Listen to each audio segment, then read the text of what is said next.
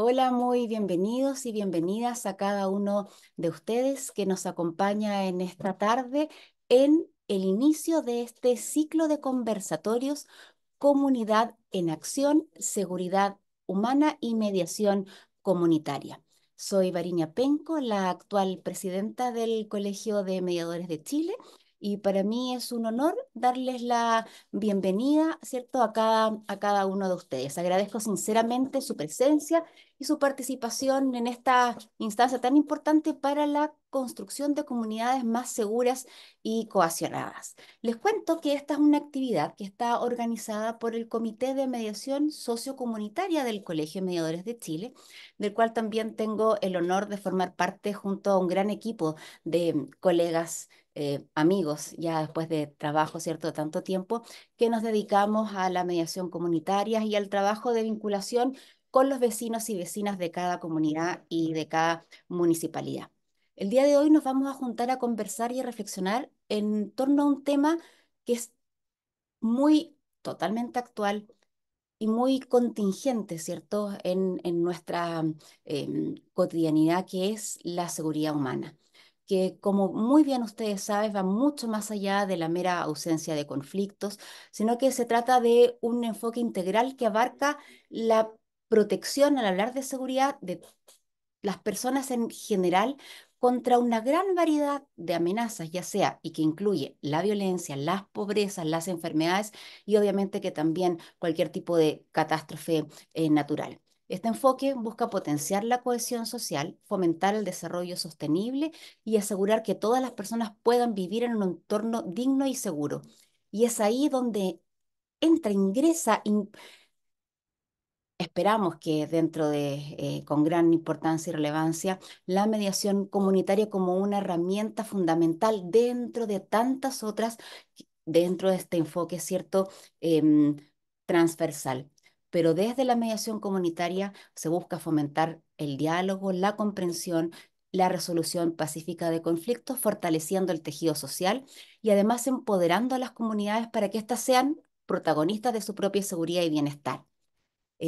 Dicho todo lo anterior, les comento que la idea, en la dinámica de este conversatorio, es que vamos a, una vez que finalicen las ponencias, vamos a abrir para poder tener un tiempo de reflexión, de interacción conjunta, y las preguntas las pueden poner antes durante el chat sin ningún inconveniente, y vamos a ir rescatando, vamos a ir con Juan Pablo, después les voy a presentar quién es Juan Pablo, eh, describiendo para poder después realizar cada una de sus preguntas. Ya introduje a Juan Pablo y les quiero compartir y dejar con ustedes al coordinador del Comité de Mediación Sociocomunitaria, Juan Pablo Leteriel, para que les pueda dar unas palabras de bienvenida y así comenzamos formalmente nuestro conversatorio. Muchas gracias. Muchas gracias, Varinia. Hola a todos y a todas, ¿cómo están? Muchas gracias por acompañarnos hoy día en este primer encuentro de este ciclo que hemos preparado con mucho cariño con el Comité de Mediación Sociocomunitaria. Vamos a tener también en septiembre otro encuentro con una temática ligada a la mediación sociocomunitaria también y esperamos que nos puedan acompañar. Este es un conversatorio, un encuentro en donde no tan solo los mediadores están invitados o mediadoras, sino que también la comunidad en general. Y quizás es coincidencia, pero este conversatorio también va dirigido y esperamos que también más, cada vez más participen de él a los dirigentes sociales. Y el mes de agosto se celebra el mes del dirigente social a propósito de esta normativa de muchos años atrás, de 1968, la ley 16.880, que fue la primera ley sobre juntas de vecinos y demás organizaciones sociales. Entonces, estamos muy contentos porque es el primer conversatorio sobre la mediación sociocomunitaria en donde las organizaciones tienen mucho que decir sobre esto. Así es que eh, comentarles también, ya para darle el paso a nuestros expositores, que este comité de mediación sociocomunitaria se encuentra compuesto por otros colegas, dentro de ellos a los que queremos mencionar, a Daniel Silva, a Javier Ochoa, a Felipe Viveros, Lucy, que también nos va a acompañar como expositora, nuestra presidenta del colegio, Vanina Penco, María Fernanda Solá, y quizás también puede ser incorporado por aquellos mediadores que desde hoy día quisieran incorporarse en esta temática, que estén en la práctica de la mediación comunitaria, que es una práctica eh, que normalmente se va haciendo en la marcha, porque hay eh, mucho campo para hacer mediación comunitaria en los juzgados de policía local, en las municipalidades, en las distintas direcciones de las municipalidades, también a propósito de la ley 21.442 de condominios de viviendas sociales, etcétera. Así es que muchas gracias por por dedicar tiempo a este encuentro que hemos preparado con mucho cariño. Así es que espero que puedan participar harto, hacer todas las preguntas que quieran y que nos puedan prestar atención, comentarles que también para finalizar, con Lucy estuvimos acá en Curicó en una presentación que tuvimos preparada acá en la municipalidad de Curicó y hoy día les va a presentar esa misma experiencia que está desarrollando ahí en la municipalidad de Pudahuel, así es que nada más que eso. Muchas gracias. Gracias, Mariña. Muchas gracias a ti, Juan Pablo. Qué importante lo que también acabas de destacar de que el nombre de estos conversatorios es Comunidad en Acción y comunidad somos todos y todas desde distintos lugares donde estamos. Así que esperamos que nos sigan acompañando muchos vecinos, vecinas, dirigentes, activistas, profesionales también y mediadores. Eh, para mí es un lujo poder presentarles ahora a nuestro primer expositor y de verdad lo digo. eh, es Germán Díaz Urrutia. Germán es sociólogo, máster en psicología con mención en psicología social. Es especialista en diversos campos vinculados a las políticas de seguridad, prevención del delito y la violencia, los derechos humanos y la construcción de paz. Se ha desempeñado como consultor y académico en diversos países de la región, incluyendo Argentina, Ecuador, Brasil, Chile y México.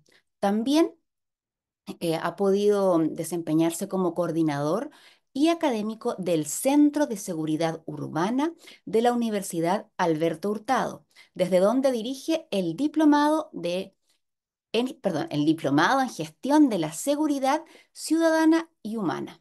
A su vez, se desempeña como secretario ejecutivo del Comité para la Prevención de la Tortura. Sin duda, esta es una temática que Germán maneja a la perfección, no solo por la experiencia académica, sino también por la práctica que pone que ejecuta desde el Comité de Prevención para la Tortura en forma constante. Es un ser humano de una gran calidad humana y es un lujo tenerlo acá con nosotros hoy en día. Ahí está, te había visto, Germán, para poder darte y poder anclarte y destacarte para todos. Así que, Germán, muy bienvenido. Muchísimas gracias por aceptar esta invitación, por querer participar con nosotros, por compartir todo tu conocimiento, tu experiencia profesional y también tu experiencia personal en esta temática. Bien, bueno, muy buenas tardes a todos y todas. Agradecerle a la Varinia enormemente y al Colegio de Mediadores que están ahí jugando un rol importantísimo. Son un actor muy importante y también estoy muy motivado de ver a 64 personas conectadas, seguramente de distintas partes de Chile, un día lunes para poder pensar.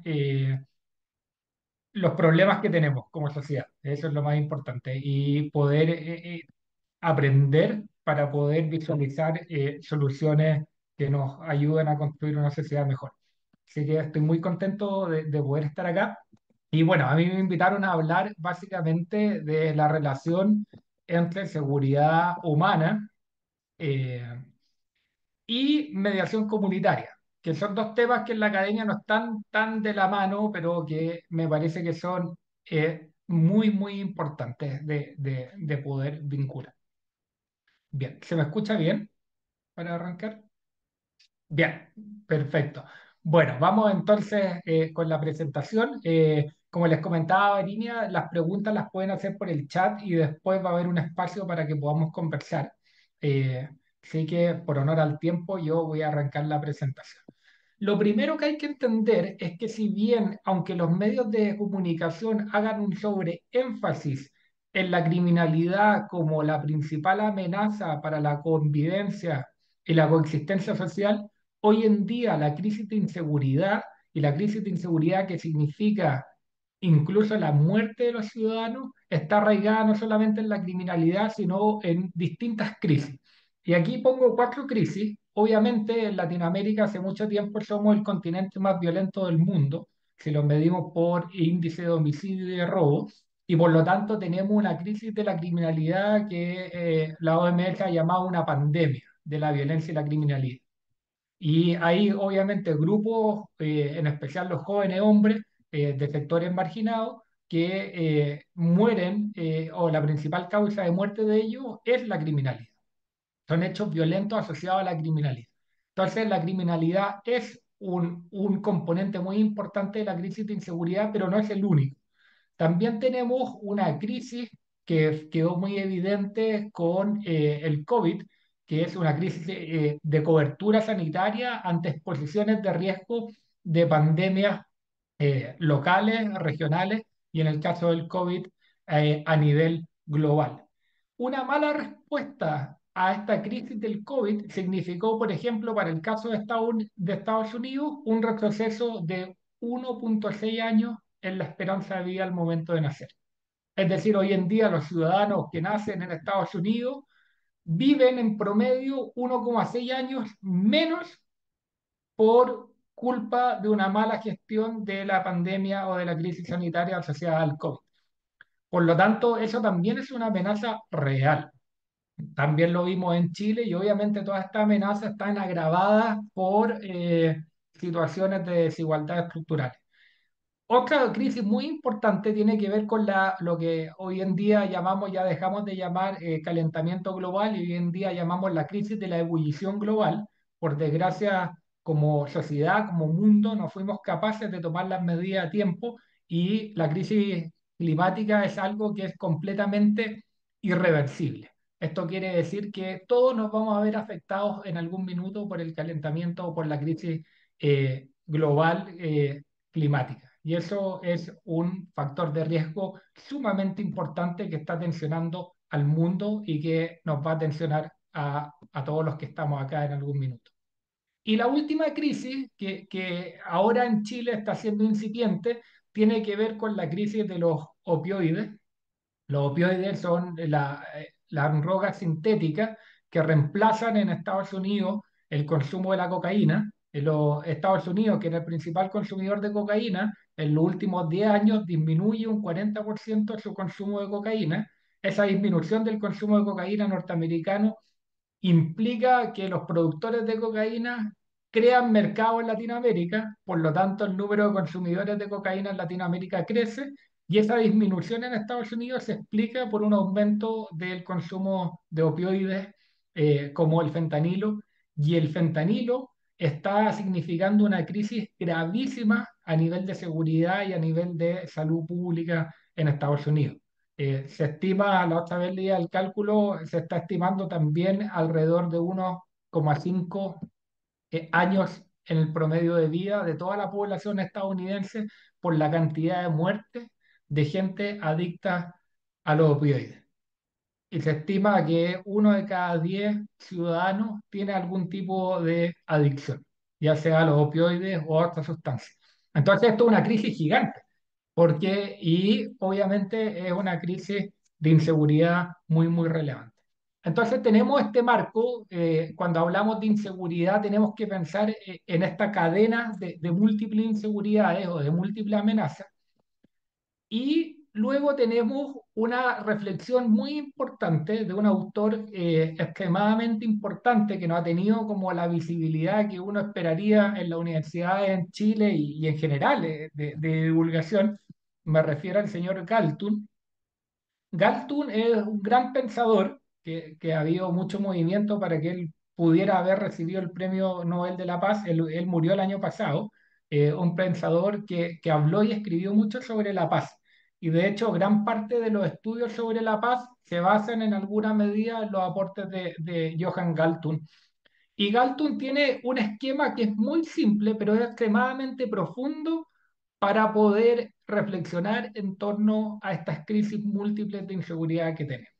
Básicamente, él dice, tiene esto que se llama la pirámide de Galtung, dice, mira, aquí es muy simple, hay una violencia que es una violencia directa, que está acá arriba, que es una violencia que podemos ver. Y la violencia directa, Galtung la escribe como todas las formas de violencia que se pueden medir: golpes, homicidio, robo. Entonces, esa es la violencia directa, la violencia visible, la violencia cuantificable. Pero ¿qué es lo interesante del modelo de Galtung? Que él dice, para que existan esas expresiones de violencia directa, tienen que haber formas de violencia que no son tan visibles y que contribuyen a la violencia directa. De ahí Galton identifica dos: la violencia cultural, que son todos los discursos que legitiman la violencia, discursos como el sexismo, discursos como el racismo, discursos como la xenofobia, discursos como la porofobia, el odio a los pobres, que van en el fondo legitimando ciertas expresiones o ciertas formas de violencia. Y después hay una violencia estructural, que son todas las condiciones de desigualdad que impiden que los seres humanos nos podamos desarrollar en igualdad de condiciones. Entonces, violencia estructural podemos entenderla, por ejemplo, la pobreza extrema o que personas estén privadas de alimentos. Entonces, esas son las violencias estructurales. Entonces, Galtung dice, nunca vamos a terminar con la violencia directa, con la violencia visible, si es que no atendemos la base de la pirámide, que son la violencia cultural y la violencia estructural. ¿Cuál es el problema? Que el enfoque o que los enfoques para atender la seguridad están centrados básicamente en la persecución de los elementos que constituyen la violencia directa. Es decir, estamos preocupados de disminuir los homicidios, de disminuir los robos, y para eso el Estado ha dispuesto un enfoque que es la seguridad pública, es decir, un cuerpo del Estado, que es el sistema de justicia criminal, que busca contener y reducir y punir, castigar estas violencias directas. Pero ese enfoque es completamente insuficiente o es incapaz de atender las causas de base de la violencia directa, que sería la violencia cultural y que sería la violencia estructural. Esto en términos de la paz es la diferencia sustantiva pero fundamental entre un enfoque de paz negativa y un enfoque de paz positiva. Paz negativa significa un lugar donde no hay violencia, pero no significa necesariamente que están atendidas las condiciones para que esa violencia no surja. Simplemente dejó de haber episodios concretos y puntuales de violencia. En cambio, paz positiva significa construir las condiciones, atacar las violencias de base para construir una sociedad donde prime valores que no den pie a la violencia y por lo tanto que permitan construir una paz sustentable. Y entonces, esto es muy interesante porque el enfoque de seguridad humana aparece en el horizonte como un enfoque integral, como bien decía Variña, que permitiría no solamente hacerse cargo de la violencia directa como complemento a la seguridad pública, sino que permitiría poder profundizar en la violencia cultural y en la violencia estructural, y que nos permitiría avanzar hacia una paz positiva, que es muy distinto a la paz negativa. Y eso es el gran desafío hoy en día. Después lo vamos a ver con ejemplos. Bueno, la seguridad humana, como este enfoque, yo les recomiendo, si tienen que leer algo de seguridad humana, y yo se los puedo dejar después en el chat, lean la resolución de la Asamblea General de Naciones Unidas sobre la seguridad humana. Diría que es un instrumento espectacular. Ahí está muy claro la definición y lo que implica la seguridad humana. Y bueno, ahí hay una frase textual, dice: la seguridad humana es un marco normativo de carácter dinámico y práctico que nos permite abordar amenazas que son generalizadas e intersectoriales de una manera coherente e integral, a través de una colaboración entre los distintos actores de la sociedad. Entonces, en esa definición hay muchos elementos. Primero, que hay que tener un abordaje integral. Segundo, que hay que tener un abordaje de múltiples actores. Y tercero, nos habla de esta idea de que las amenazas son generalizadas y permanentes, es decir, que no podemos evitar que existan ciertas amenazas a la convivencia y a la seguridad. Y como no podemos evitarlas, tenemos que desarrollar mecanismos que nos permitan resistir y afrontar esas inseguridades. De otra forma, y esto es muy importante decirlo, gran parte de los fenómenos que hoy en día nos insegurizan a cada uno de ustedes no responden necesariamente a un problema local, sino que corresponden a problemas geopolíticos globales que son mucho más complejos.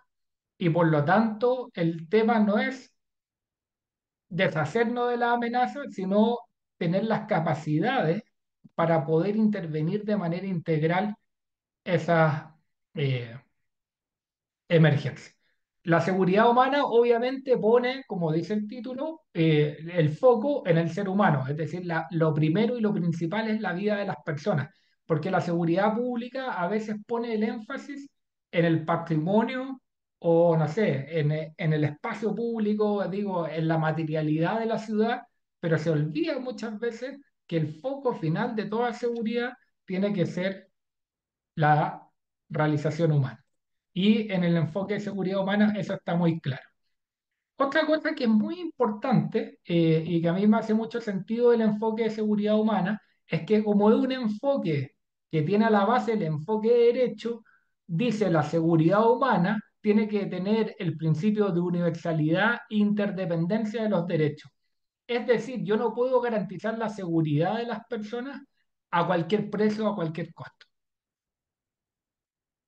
¿Y qué es lo interesante?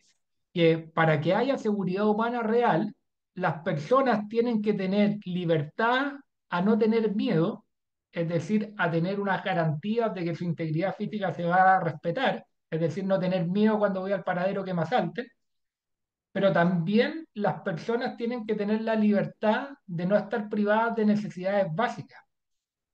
Y eso le llamamos desarrollo, es decir, las personas tienen que sentir en una sociedad que tienen cubiertas sus necesidades básicas.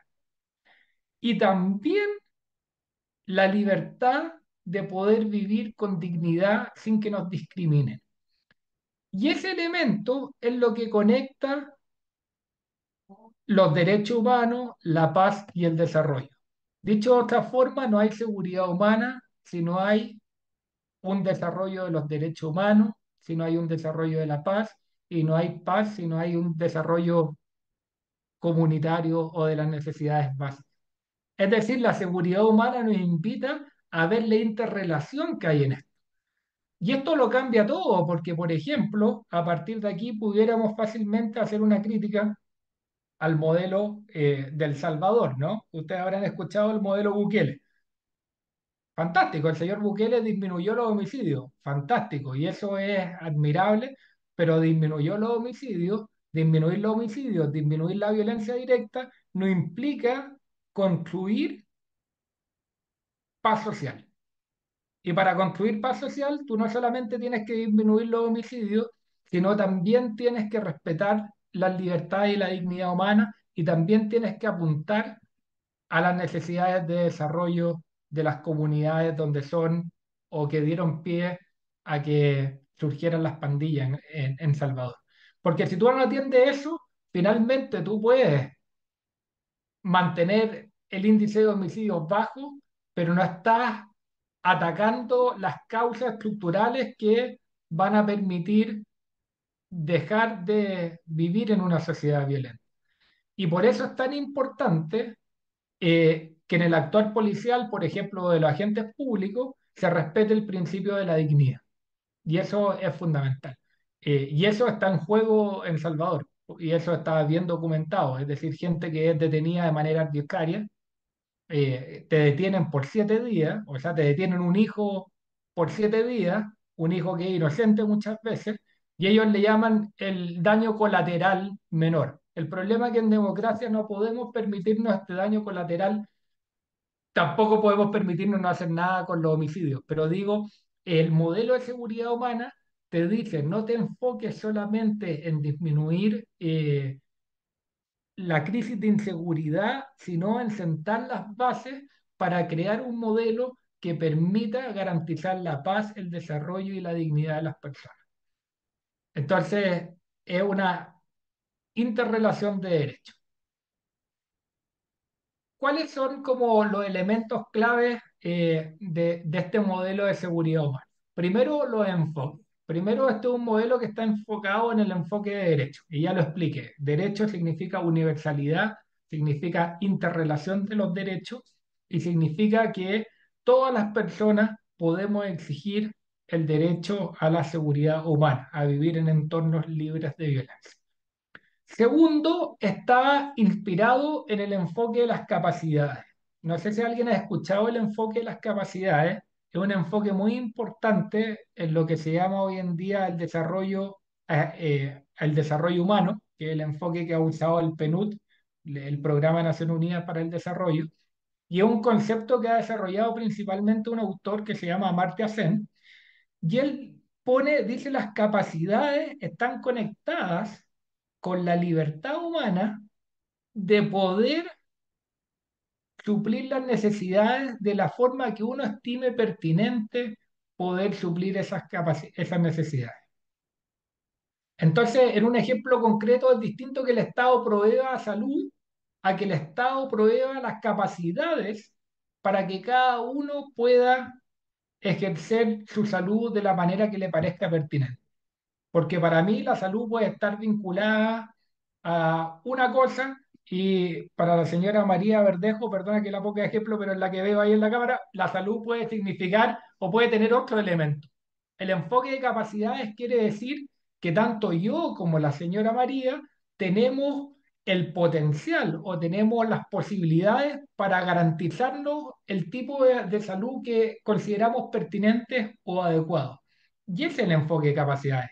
Es maravilloso porque rompe esta lógica asistencial y pone el énfasis en que cada ser humano tenga la capacidad de agencia para tener una vida que le haga sentido vivirla y satisfacer esas necesidades. Ese es el enfoque de capacidades. Y el enfoque de capacidades está muy vinculado a la seguridad humana. Y por último, diría que el enfoque de seguridad humana se nutre mucho del enfoque de resiliencia. Resiliencia, ya habrán escuchado la palabra, viene de la física, de la capacidad de un metal de poder doblarse ante una fuerza, una presión y después volver a su posición original. Y desde la psicología social, a partir de los años 70, se empieza a usar este concepto para poder entender por qué ciertas personas que han estado sometidas a situaciones de estrés crónico logran adaptarse, sobreponerse, pero lo más importante del concepto de resiliencia, son capaces de aprender de esas situaciones de adversidad. Es decir, no solamente significa sobrevivir al dolor, sino significa sobrevivir al dolor, pero además salir fortalecido de ese dolor. Ese es el concepto profundo de la resiliencia, es decir, la capacidad que tienen las personas, que tienen las comunidades y que tienen las ciudades y los países para resistir situaciones crónicas de angustia y poder sobreponerse y salir fortalecido de esas condiciones. Ese es como el enfoque de resiliencia. Y eso es muy importante porque la seguridad humana, a diferencia de otros enfoques de seguridad, no está poniendo todo el énfasis en que no hayan riesgos, sino en asumir que los riesgos van a estar, pero que tiene que haber capacidad para que la comunidad, las personas, podamos enfrentar y salir fortalecidos y aprender de esas situaciones. Ese es el enfoque de resiliencia. Y esto es muy pertinente en un contexto global que es completamente inseguro, como dije al principio. Es decir, como nosotros no podemos controlar como Chile los efectos de la ebullición global, del calentamiento global, pero sí podemos a nivel familiar, a nivel comunitario y a nivel de ciudades, poder prever el efecto que esas presiones van a tener y poder salir fortalecidos de eso. Ese es el enfoque de resiliencia. Entonces diría que la seguridad humana tiene esos tres enfoques. Enfoque de derecho, la seguridad es un derecho universal. Enfoque de capacidades, hay que instalar la capacidad en las personas y por eso el enfoque de seguridad humana se va a vincular también con la mediación comunitaria, porque la mediación es volver el poder hacia la comunidad para resolver sus conflictos. Y el enfoque de resiliencia. ¿Cuáles son los principios? El enfoque de seguridad humana está centrado en las personas, es decir, el bien supremo de la seguridad tienen que ser las personas. Es multisectorial, que quiere decir que la seguridad no es solamente más policía, no es solamente la seguridad de la integridad física, sino es multisectorial porque implica varios sectores: alimentación, salud, desarrollo. Entonces lo vamos a ver en la lámina siguiente. Es integral porque justamente tiende y promueve intervenciones que sean integral. Es contextualizada porque a los riesgos globales hay que dar respuestas locales. Y yo no puedo como legislador, que es lo que la fantasía de Chile, pensar de que la solución a los problemas climáticos, a los problemas de seguridad alimentaria, van a ser iguales para todo Chile. Entonces, tengo que contextualizarla, tengo que leer el territorio. Y eso es muy importante, y ahí cada uno de ustedes juega un rol muy importante. Y es preventiva. ¿Qué quiere decir? Que no solamente reacciona, sino que intenta prever. Y finalmente, la estrategia en el campo de la seguridad humana son de dos líneas, de arriba hacia abajo, es decir, el Estado tiene que proteger a la población cuando hay una situación de conmoción, pero a la vez es de abajo hacia arriba. Son los ciudadanos, son las comunidades, son los territorios los que tienen que empujar y empoderarse para generar capacidad de resiliencia.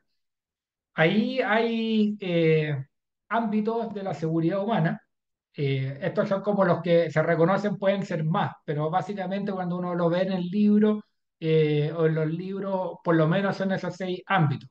La seguridad personal y comunitaria es como todo el tema de eh, la seguridad pública, que no te roben, que no te asalten, pero también hay una seguridad ambiental, eh, una seguridad económica, alimentaria, una seguridad política, tener derecho a que te reconozcan. Eso es muy importante. No todas las personas tienen un reconocimiento. Hay personas que están completamente excluidas en la sociedad, que no tienen un reconocimiento político porque no participan, están excluidas de los espacios políticos, no tienen un reconocimiento comunitario, no tienen un reconocimiento cultural porque la sociedad les niega sus formas de expresión y la seguridad, bueno, de educación, salud, etcétera. Bien, ahora el puente entre seguridad humana y mediación comunitaria o mediación social o sociocomunitaria. ¿Por qué hay una relación entre el enfoque de seguridad humana y la mediación? Dicho de otra forma, ¿por qué una buena política de seguridad humana debiera considerar la mediación como una de sus herramientas? Primero, porque el enfoque no solamente tiene que basarse en restringir y en sancionar la violencia, sino en atender las causas de la violencia. Eso ya lo dije, es decir, hay que ir a lo que Galton decía, las causas subyacentes de la violencia. Y para eso hay que dar el paso entre una política que se hace cargo de las violencias y una política que asume y se hace cargo del conflicto. Porque al final, violencia y conflicto muchas veces es un continuo. Es decir, hay violencia cuando hay un conflicto que no se resolvió a tiempo. Y entender esto y asumir la importancia del conflicto en la sociedad es fundamental o debiera ser fundamental para cualquier estrategia de seguridad. Y básicamente, ¿qué es lo interesante? A mí siempre me ha llamado la atención que un conflicto es cuando las partes tienen una percepción de que ven el mundo de manera incompatible. Ese es un conflicto. Yo creo A y la persona al frente cree B, pero no solamente tiene que darse que ambos miremos el mundo de manera incompatible en ese minuto, sino que además tiene que darse el hecho de que los dos dependamos en la convivencia. Porque si yo no dependo del otro, en ningún sentido no hay conflicto. Porque si yo no tengo una dependencia, entonces lo interesante es que el conflicto supone que hay dos partes que tienen una visión distinta, pero que esas dos partes son interdependientes. En algún minuto, ya sea porque son vecinos, ya sea porque son familiares, ya sea porque vivimos en una misma sociedad, nos necesitamos. Y ahí surge el conflicto. Y ese conflicto, que es algo, y ustedes lo saben, los que son mediadores, por supuesto, esto es como el ABC, este conflicto es inevitable, es connatural a la sociedad humana y es connatural al ser humano. Es decir, y eso lo podemos experimentar en todos los ámbitos de la vida, desde los conflictos personales que uno tiene hasta con uno mismo, hasta los interpersonales, los sociales, los comunitarios, etcétera. Por lo tanto, los conflictos hacen parte de la dinámica normal de la sociedad. No pudiéramos eh, soñar una sociedad sin conflicto. Sería absurdo, porque justamente el conflicto, cuando es bien gestionado, permite el cambio social. Básicamente, dicho de otra forma, no hay cambio social sin conflicto. Para que haya cambio necesitamos estar un poco incómodos, necesitamos estar conflictuados y eso nos empuja a pensar fuera de la caja y a buscar unas soluciones. Pero cuando hay un conflicto y ese conflicto no es bien gestionado, ese conflicto termina muchas veces en procesos muy dolorosos y de mucho daño y de mucha violencia. Y acá es una imagen muy clásica de lo que pasa, es decir, el conflicto está latente, el conflicto va escalando, surge una disputa que hace evidente que tenemos un conflicto, porque a veces tenemos el conflicto, pero hasta que no está la disputa, no sabemos que estamos conflictuados, y después empieza a escalar, eso termina en una crisis, eh, una vez hay como una fase abierta de confrontación y destrucción y después eso desescala. Y ahí, cuando está desescalando, es cuando hay que intervenir. Y ahí la intervención que se haga va a permitir de que nunca más se vuelva a tener este conflicto porque se construye la paz sustentable o simplemente el conflicto termina y después emerge nuevamente y a veces con más fuerza. Entonces, eso es lo interesante, que finalmente el conflicto también se gestiona en un proceso y es justamente en la etapa de desescalamiento del conflicto donde puede jugar un rol fundamental herramientas tan importantes como la mediación comunitaria. Si se quiere ver de otro modo, aquí yo tengo tres niveles. Es decir, cuando está la crisis y cuando está la violencia ya manifiesta, yo tengo que contener, no tengo que mediar, no tengo que prevenir, tengo que contener, tengo que salvar la vida de las personas que están, y para eso sirve la seguridad pública, para eso sirve el legítimo uso de la fuerza por parte de los agentes del Estado. Es decir, yo no puedo pretender combatir el mal sin fuerza. Entonces eso sería muy ingenuo. Eh, Cuando hay manifestaciones de violencia directa, yo tengo que contener. Pero también hay otro nivel, que es cuando el conflicto está manifiesto, pero todavía no deriva en violencia, ahí yo puedo resolver.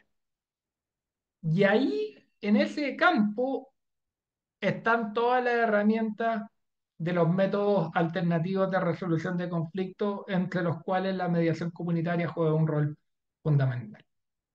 Y luego, cuando el conflicto no está manifiesto, yo puedo hacer una educación que sería a nivel más de base, que es lo que yo llamaría educación para la transformación hacia la paz.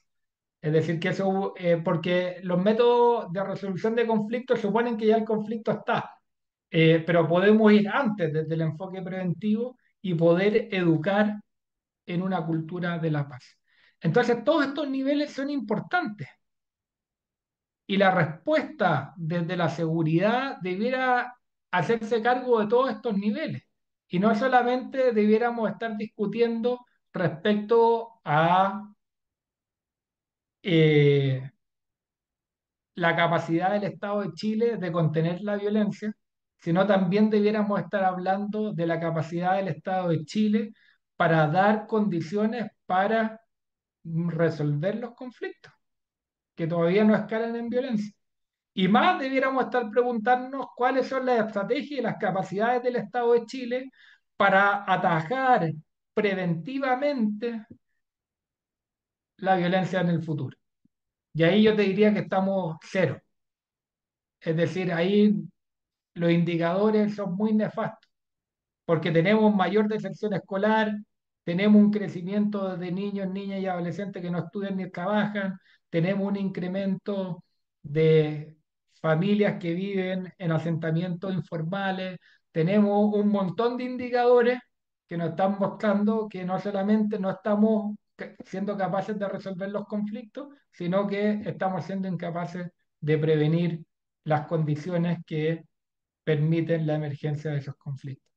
Y eso es muy triste desde mi punto de vista.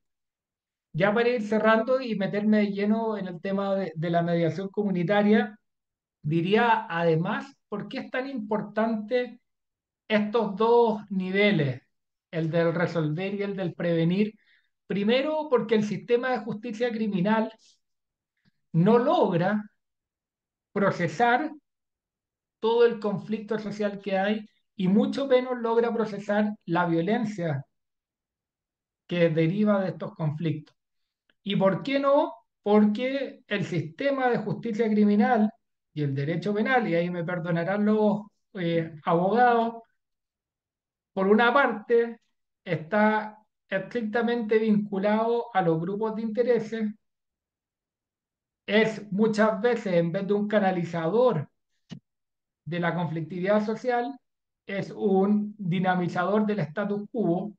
Es decir, el derecho impide muchas veces encontrar soluciones que los mismos pueblos, las mismas comunidades necesitan para resolver sus conflictos.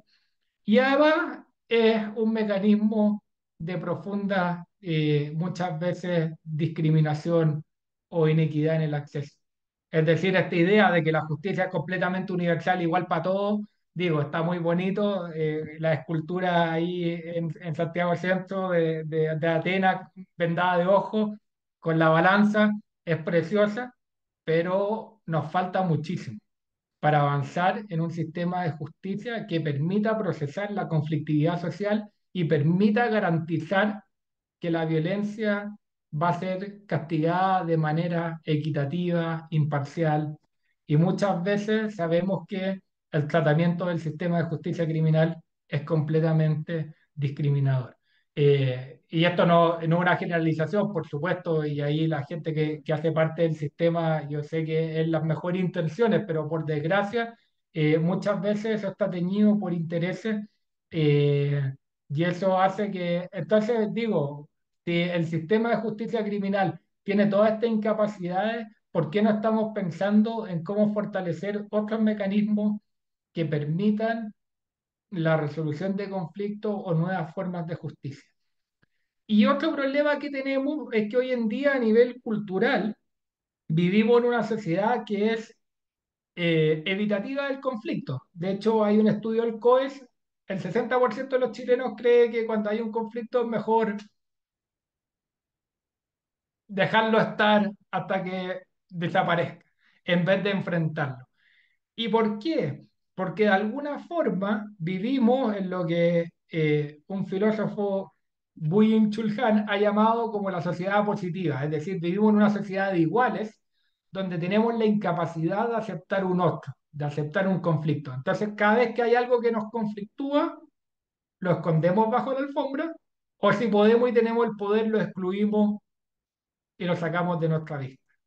Entonces, finalmente, tenemos los problemas de la gente en situación de calle. Entonces, ¿cuál es la respuesta de la sociedad? Bueno, que el municipio los corra, digo. Tenemos un problema con gente que infringe la ley. Bueno, ¿cuál es la solución? Creemos cárceles, cárceles y ojalá con régimen de mayor seguridad para que estas personas estén toda la vida en la cárcel. ¿Cuál es el problema de esa mentalidad? Que primero, las personas no están toda la vida en la cárcel. Que segundo, los dispositivos son insuficientes o incapaces, o sea, no podemos terminar con más cárceles que colegios, que fue el caso que está muy bien documentado en ese libro que se llama Las cárceles miserias, presupuesto público de California, más presupuesto para cárceles que para escuelas. ¿Tiene eso sentido?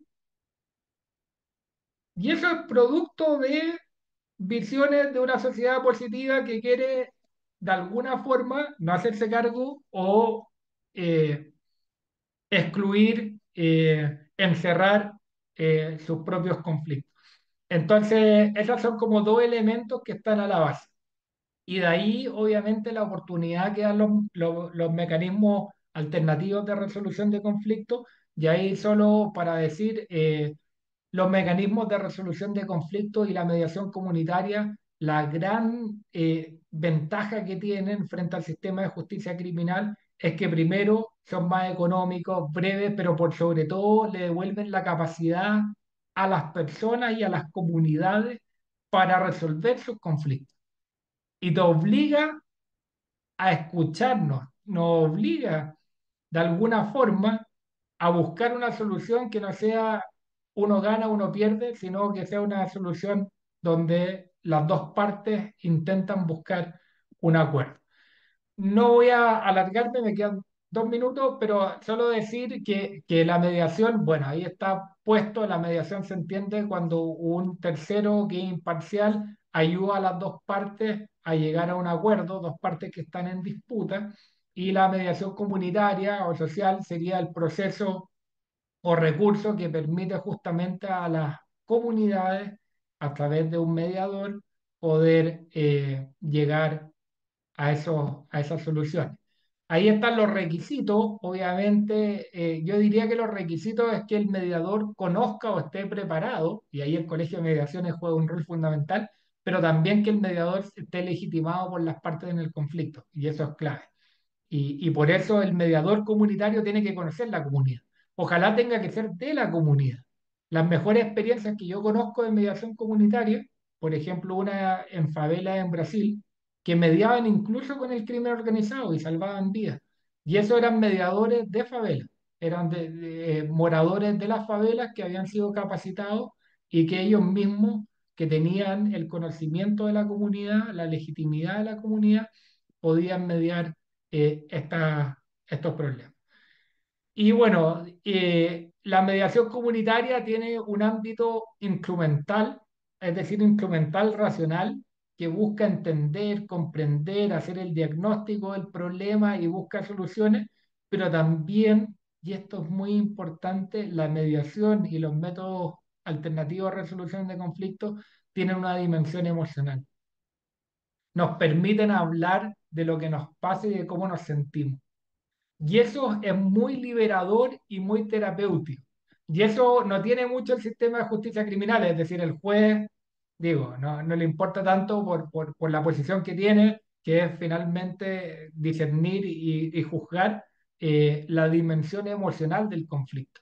Y yo creo que hoy en día uno de los grandes problemas que tenemos como sociedad es que muchas veces los conflictos no han generado profundas huellas emocionales y la política pública no se ha hecho parte del acompañamiento de lo que significa esa carga emocional. Y eso es muy importante con las víctimas de la violencia, poder hablar, tematizar esa violencia. De hecho, y con esta, creo que voy a terminar con esta reflexión, hay una autora mexicana que investigó y entrevistó a gente que está vinculada, a jóvenes que estaban vinculados a los cárteles mexicanos, es decir, jóvenes que finalmente torturaban, mataban eh, frecuentemente, y indagó en su vida y finalmente se dio cuenta, una de las conclusiones del estudio es que muchos de esos jóvenes están ahí como una forma de vengar la violencia que ejercieron sobre ellos cuando chicos. Y de hecho muchos dicen, yo me hice narcotraficante para algún día poder matar o torturar a mi papá, por lo que me hizo a mí y le hizo a mi mamá. Y otros, de hecho, en el relato dicen, cuando yo estoy torturando o matando a alguien, yo pongo o me imagino la cara de mi papá en esa persona y por eso no me cuesta matar. Y finalmente, esos relatos tan terribles nos dan cuenta de que la herida emocional de un niño que ve y que crece en la violencia puede condicionar, obviamente no quiero decir que todos los niños que son víctimas de violencia terminan en la criminalidad organizada, pero digo, si no trabajamos la dimensión emocional del conflicto y la violencia, vamos a estar siempre en problemas. Y ahora sí, con esto termino. El mediador comunitario es importante cuando hay conflicto, pero también cuando hay derechos en disputa aparecen otros actores comunitarios. Puede ser el juez, cuando hay desigualdad en el poder, el equilibrador, cuando hay necesidades insatisfechas, es decir, cuando la gente está pasando hambre, el rol del proveedor es fundamental. Cuando hay habilidades pobres, cuando la violencia se da porque no circula la palabra, los maestros y los profesores son fundamentales. Cuando hay relaciones débiles, el constructor de puentes. Cuando nadie presta atención, el testigo. Hoy en día nadie quiere ser testigo porque no nos queremos vincular a los problemas. Cuando hay limitaciones en los medios de confrontación, el juez. Y finalmente, cuando hay problemas en la seguridad física, el que garantiza la paz, y eso es obviamente la labor, a mi juicio, de la policía. Así que bueno, yo quería solamente terminar con eso. Espero que haya sido interesante para ustedes. Y esta última frase me parece bien importante. La paz no es algo que uno desea, sino algo que se crea, que hacemos, que eres y que regala. La paz es realmente un proceso que hay que construirlo todos los días y que implica un involucramiento de mi propia subjetividad y mis propias relaciones. Y si no, es una fantasía, es decir, si esperamos que el Estado resuelva todos nuestros problemas de convivencia y de violencia, por desgracia vamos a pasar mucho tiempo esperando y vamos a estar muy amargados. Entonces tenemos nosotros que ser agentes de paz y en eso la mediación nos da una herramienta espectacular, accesible, importante. Muchas gracias.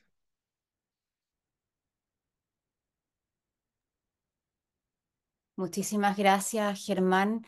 Qué ganas de poder compartir una de las reflexiones, es cierto que tengo que anotado, pero voy ahí a esperarlas al final para poder tener ahora a Lucy, que con Pablo doy el paso para que tú las puedas presentar y así podamos abrir ciertos a las conversaciones y reflexiones de puntos muy importantes y muy profundos que tú manifestaste.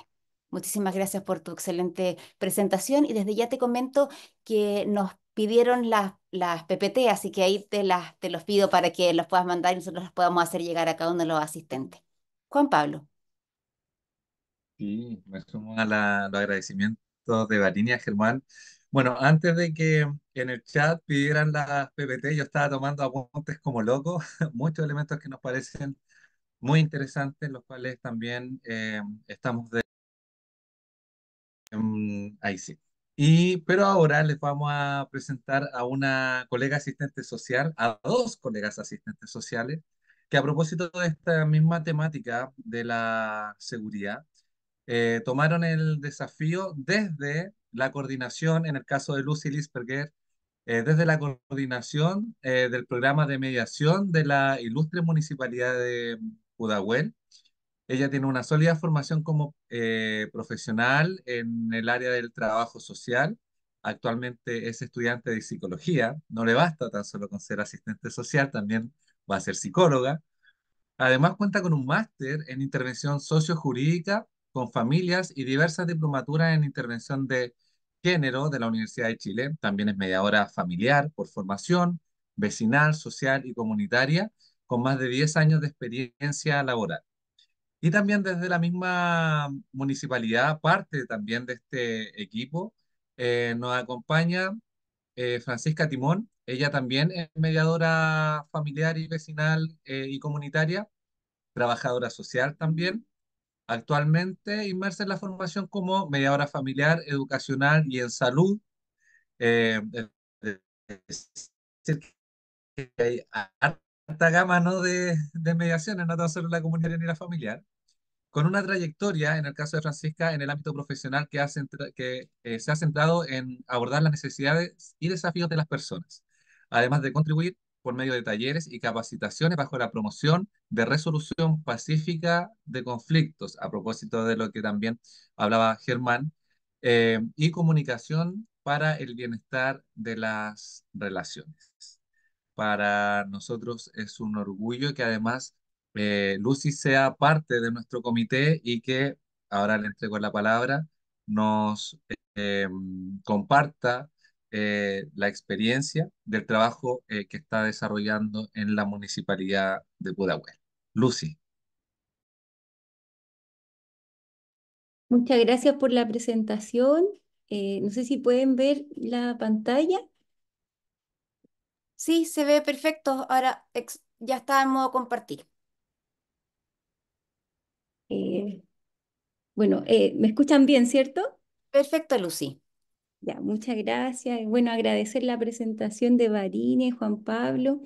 Aquí estamos con Francisca para mostrarle una experiencia práctica desde nuestro programa de mediación de la comuna de Pudahuel.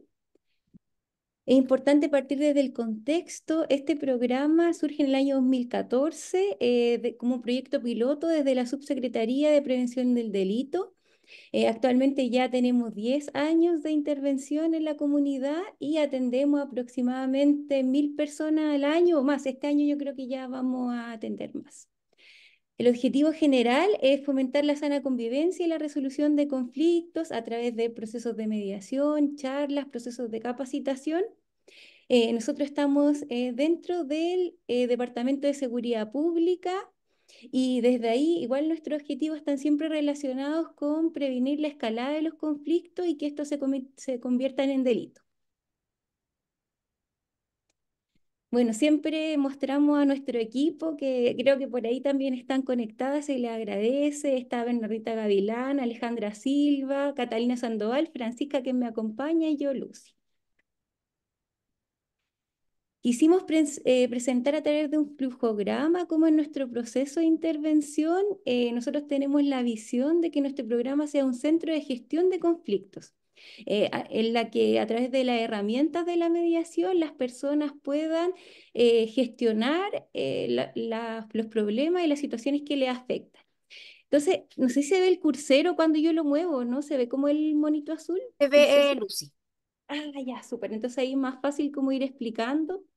Entonces, en nuestra área de primera acogida, donde está Bernardita y Alejandra, que por ahí quizás están, la idea es que las personas que ingresan al programa a través de demanda espontánea, a través de derivaciones de otros programas desde la municipalidad, puedan recibir una entrevista en profundidad para saber y para gestionar su dificultad, lo que puede ser a través de un proceso de mediación propiamente tal. Nosotros hacemos mediación familiar, vecinal y comunitaria, o también puede ser, se puede implementar alguna charla, taller o capacitación, que también lo decía Germán, es muy importante. Nosotros desarrollamos un proyecto piloto que se llama Agentes de Diálogo, que más adelante lo va a comentar Francisca.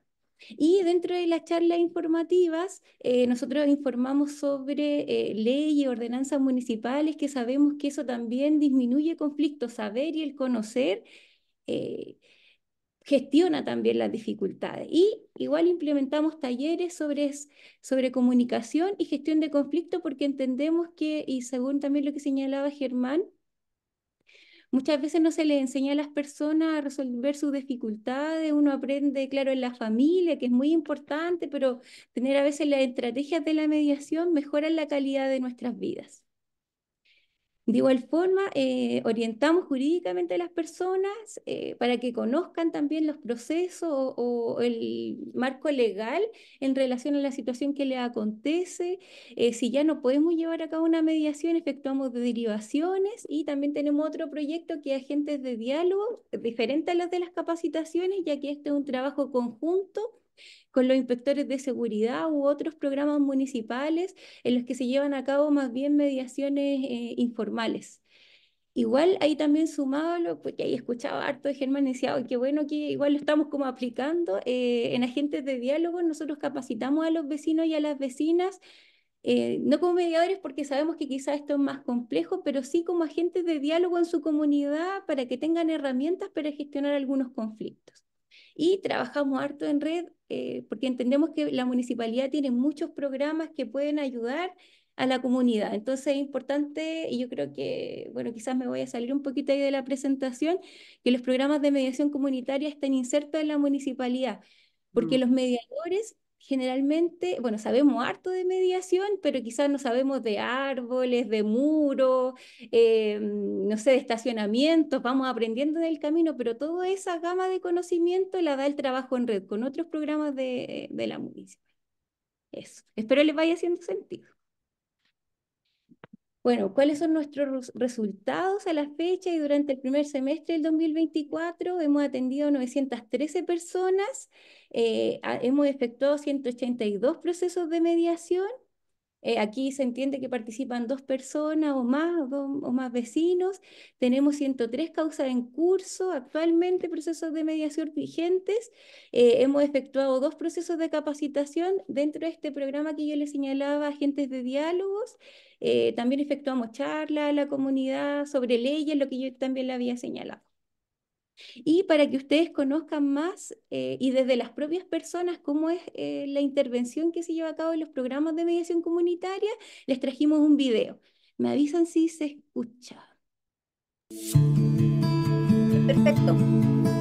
Bueno, la experiencia que he tenido yo y los demás, yo creo que también ha sido muy buena, porque se habló temas de conflicto y comunicación. Yo he aprendido muchas cosas porque, por ejemplo, aquí en la población, por la comunicación entre nosotros los vecinos, para que ver las cuestiones los conflictos que podemos tener en cada comuna, en cada barrio. Y es muy bueno que, por ejemplo, se acuerde la municipalidad de Pudahuel que no solamente en este barrio, sino en todos los barrios de la comuna, que pueden hacer estos mismos temas que hemos aprendido aquí con las coordinadoras. A mí me sirvió mucho y me ha gustado mucho aprender a compartir con todos los del taller y me gustaba venir todos los días, no faltaba. Porque yo como vivo sola me entretengo en todas esas cosas que puedan ayudarme y aprender cosas que no sabía tampoco. Así que he aprendido bastante. Mi experiencia en el taller ha sido positiva, ya que me ha permitido atribuirme, como darme herramientas para mi profesión, porque yo soy profesional también. Soy trabajador social, entonces me está otorgando herramientas para después desenvolverme a nivel profesional, a nivel laboral. Sí, un aporte. Entonces, son herramientas fundamentales para uno también instruirse, o sea, incluirse dentro de las instituciones.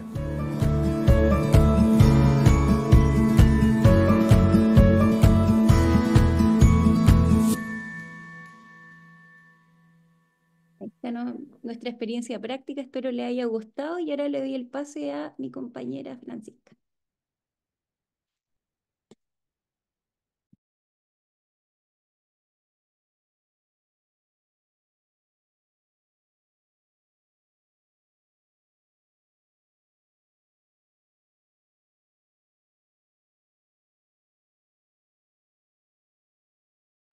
Estás muteada, Fran. A ver, no sé si ahí ahí Ahí está. sí, ahí sí. Ya. Bueno, muchas gracias por esta invitación. Ahí voy a continuar con lo que señala Lucy. Bueno, nuestros factores y necesidades de por qué surge este programa, obviamente es porque comienzan a existir problemáticas entre vecinos que obviamente, y como señalaba Germán también, escalan estos conflictos y muchas veces se llevaban estos conflictos a, como a tribunales y que en juzgado de policía local muchas veces no tenían resolución. De ahí se va generando, van como acrecentándose los conflictos y hoy en día, o sea, y en su momento, o hasta hoy en día, hay altos índices de violencia barrial en la comuna y desorganización social. Y desde ahí ya comienza la necesidad de generar prevención en el delito y la violencia a través de la gestión del conflicto. Y ahí, como les adelantaba Lucy, también bueno, el programa de mediación y el tema de agentes de diálogo funciona en funciona como para movilizar los conflictos que surgen entre los vecinos y vecinas de la comuna, porque así como también señalaba Germán, hubo en un momento donde el municipio colaboraba como a través del asistencialismo en las problemáticas de las personas y después un cambio de paradigma en donde ya se le daba todo el empoderamiento a la persona y le decía, ya, usted tiene todas las herramientas para resolverlo. Pero hoy en día el tema de movilizar los conflictos y obviamente también el tema de agentes de diálogo busca generar estas dos alianzas, tanto las capacidades que tienen las personas para poder gestionar y movilizar sus conflictos y también el asistencialismo que puede tener la municipalidad como agente de cambio y de movilizar los conflictos. Siguiente. Bueno, el tema de agentes de diálogo tiene seis sesiones que nosotros partimos con enseñar a las personas o trabajar el tema de que entiendan el conflicto y también la relevancia de este en sus vidas. Después estamos con enseñarles sobre comunicación, participación e interculturalidad. No, perdón.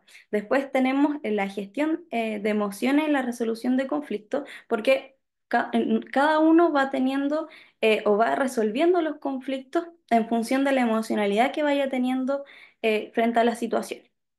Después ya partimos con trabajar la comunicación, la participación y la interculturalidad, porque como vimos también con Germán, todos estos temas van generando como que los conflictos se vayan acrecentando. Y de ahí ya seguimos con técnicas y modelos para gestionar los procesos de diálogo, las estrategias prácticas para la gestión de conflictos, en donde se les van entregando herramientas a las personas para que vayan gestionando sus propios conflictos y también en sus comunidades. Y terminamos con una actividad grupal en donde hay un cierre, donde se le hace una certificación a las personas, donde se le entrega chapita, se les da un diploma, se invita a una comida, con una fiesta, donde van las autoridades locales y también se valida de esta forma a todas estas personas que participan frente a sus comunidades.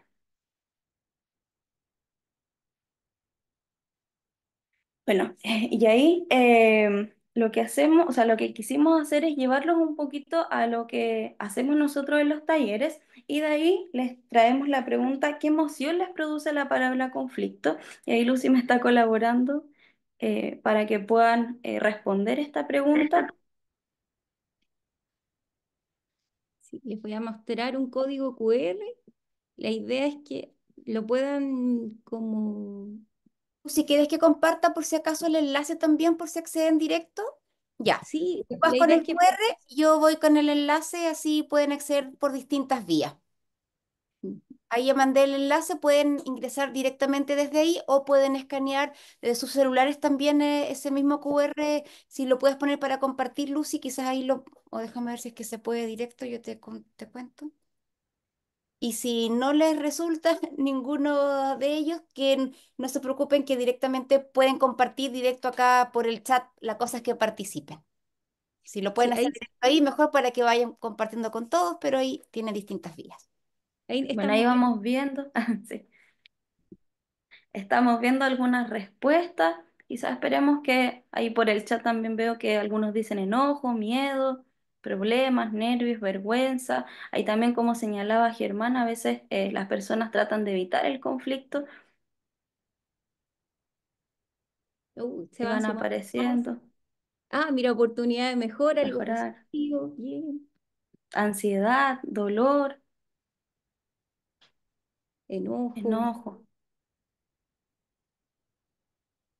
Mira, se van sumando más y más respuestas. Qué Mm. bonito se va viendo esto, este juego que quisimos hacer.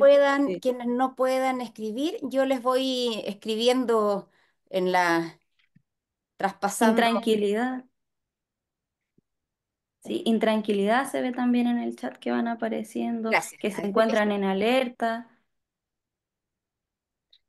mira, combate, pelea, dicen en el chat. Y qué bueno que han podido como ir sumando y jugando con nosotros.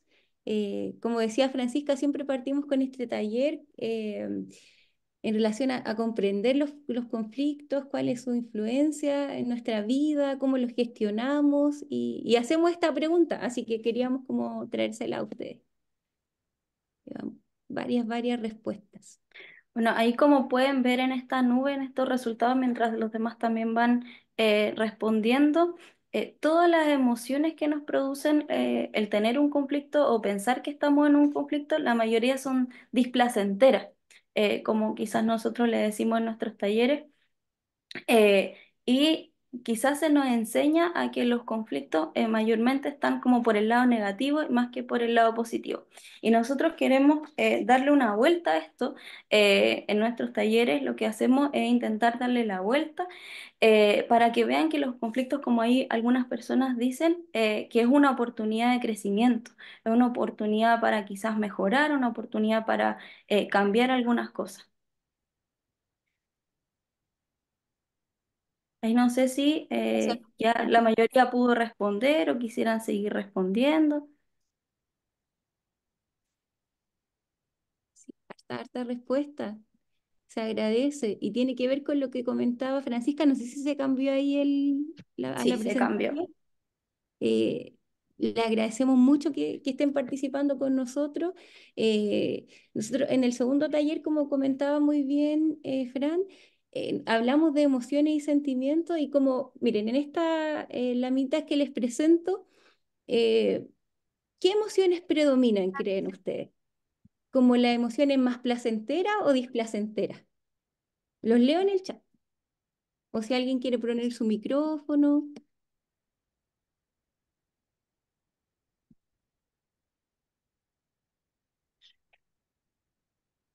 en esta ruedita. ¿Qué creen ustedes? ¿Hay emociones más, podríamos decir, más positivas o más negativas? Ahí tengo una respuesta. Ah, esto sí. Displacenteras, dice Mireia, ¿cierto? Porque, por ejemplo, está desagrado, tristeza, ira, miedo, alegría, y tenemos como, nosotros le decimos en nuestros talleres expandir el lenguaje emocional, como por ejemplo hablamos de tristeza, pero quizás estoy triste y ansioso, más bien abandonado. Entonces, si uno ve cómo está la minita, se puede dar cuenta que generalmente en la vida la mayoría de las emociones son más displacenteras que placenteras. Entonces, como que ahí nosotros lo señalamos con Francisca en los talleres, nos han como mentido un poco de que tenemos que estar siempre felices y contentos, quizás no es tan así. Y ahí hacemos esta actividad que la va a señalar Fran. Ya, y de ahí en esa búsqueda de cómo acercar el conflicto más a las personas, porque como hemos visto, las personas tienden a alejarse porque es algo que me genera cosas más negativas, empezamos a buscar cómo se los podemos acercar y llevar. Y de ahí llegamos como a la conclusión, no sé si han visto estas películas, series, eh, teleseries, novelas, no sé si ahí pueden responder, si algunas la han visto. Y si podrían pensar qué tienen en común todas estas películas, series, novelas.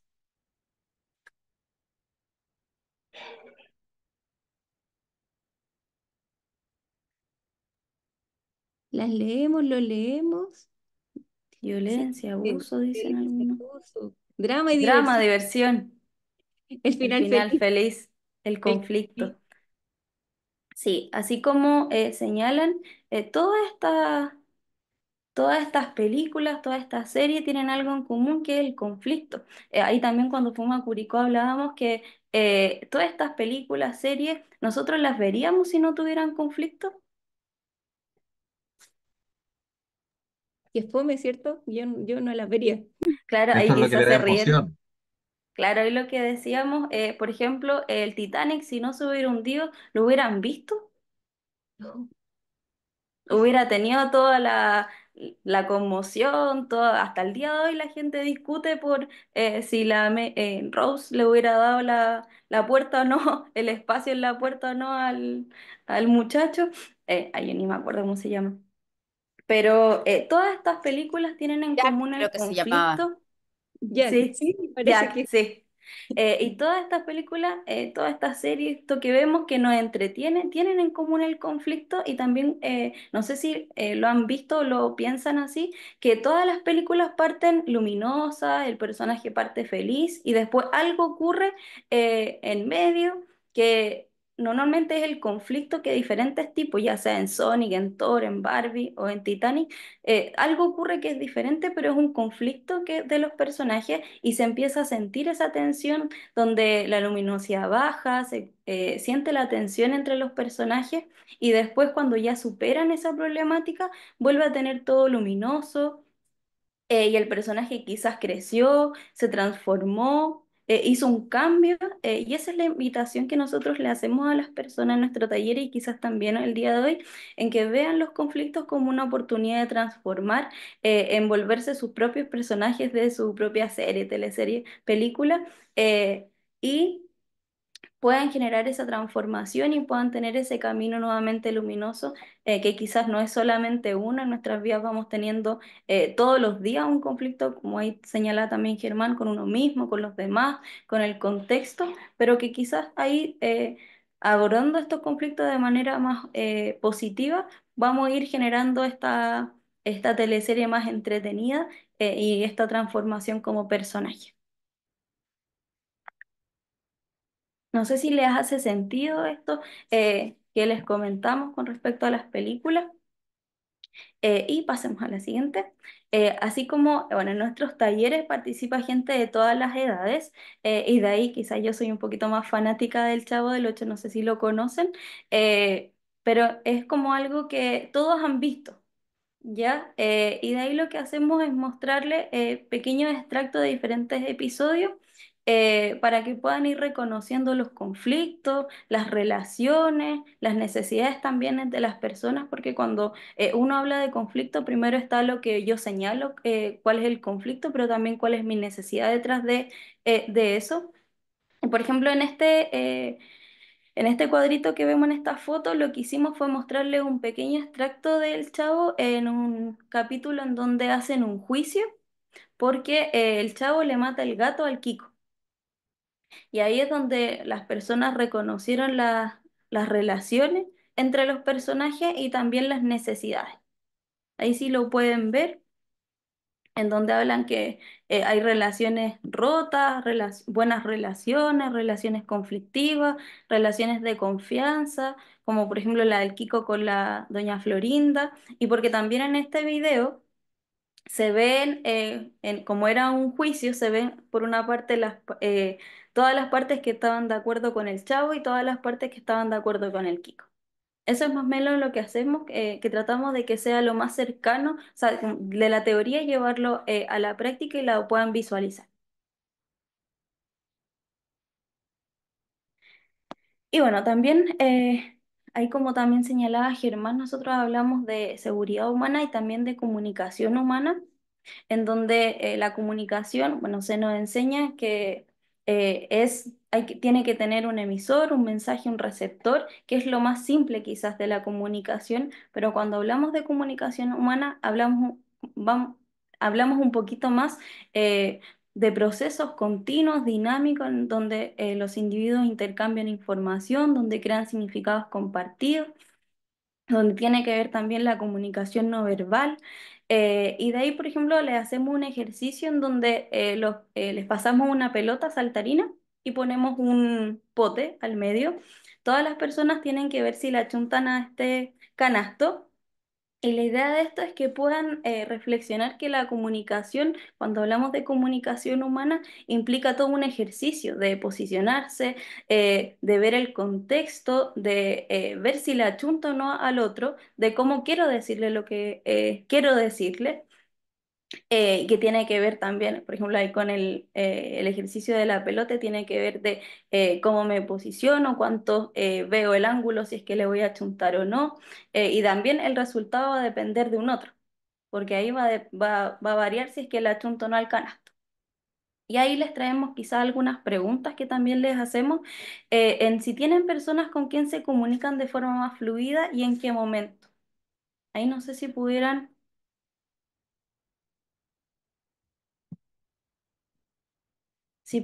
contestar,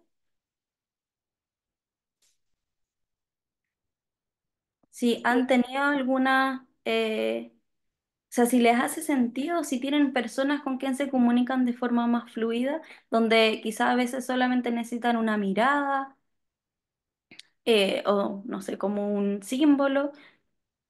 Y si eso pasa en algún momento específico o si eso pasa eh, como todo el tiempo, con la María familia. Elena comenta con la familia. Ujú. Claro, así como señalan, eso se presenta en un marco de confianza. Claro, así como señalan, hay ciertas señales, como dice la definición de comunicación humana, que uno va generando confianzas, lazos, símbolos, y que ya la comunicación se va haciendo más fluida. Y también se han sentido incómodos con alguna persona para expresar lo que sienten o necesitan. Y si eso ha ocurrido en algún momento específico. Sí, dicen. Es más Mm. complicado con la familia para no herir. Ahí están aportando. Se agradece mucho a las personas que están ahí escribiendo. Mm. Con la familia nunca los involucro porque eso los daña cuando no hay escucha, dice Marcela. Claro, porque así como hemos visto, quizás hemos conversado que la comunicación es más allá de un emisor, un receptor y un mensaje, sino que tiene que ver con muchos otros elementos y la incomodidad también, cuando no se siente escuchado. Muchas gracias por la participación.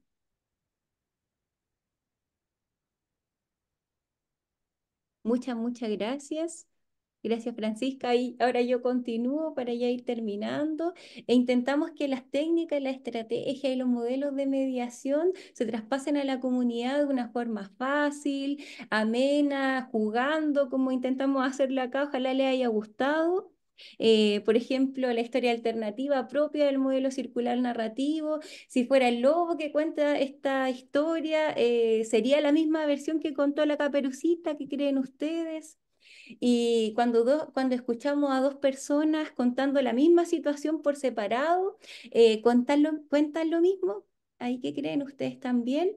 Entonces, acá les trajimos también algunas fotos, ahí también siguen, ahí están, depende del contexto, las personas van respondiendo. Aquí les trajimos algunas fotos de nuestros procesos de capacitación. Ahí está la señora Ana con la señora Graciela, jugando a la mímica emocional. O sea, entendemos que nosotros los seres humanos podemos comprender y entender emociones a través del lenguaje no verbal, de los gestos que hacen las personas.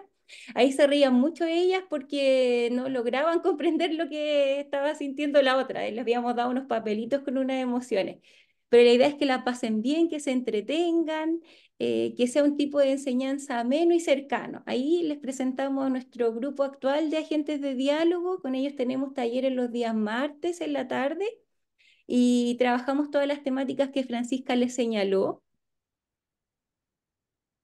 Y bueno, y ahí sumar a esto que nosotros lo hacemos en conjunto con otro programa municipal que se llama Cuidando el Barrio. Ellos son equipos multiprofesionales que se instalan en diferentes partes de la comuna de Pudahuel y desde ahí las personas se inscriben para participar en nuestras capacitaciones. Y aquí mencionar con mucho orgullo que son parte de las capacitaciones en las que más se inscriben personas en Pudahuel. Entonces, sabemos que las personas están interesadas en aprender a gestionar sus conflictos y sus dificultades y que desde ahí la mediación comunitaria, vecinal y estas estrategias que se pueden traspasar sirven y ayudan. Y la idea es siempre, siempre sacar un poquito, como muy bien decía Francisca, estas emociones negativas que ustedes nos comentaban, podríamos decir desplacenteras para no decir negativas del conflicto, sino que darle la vuelta y poder entendernos y conocernos. Si una comunidad se conoce, igualmente se protege. ¿Ya?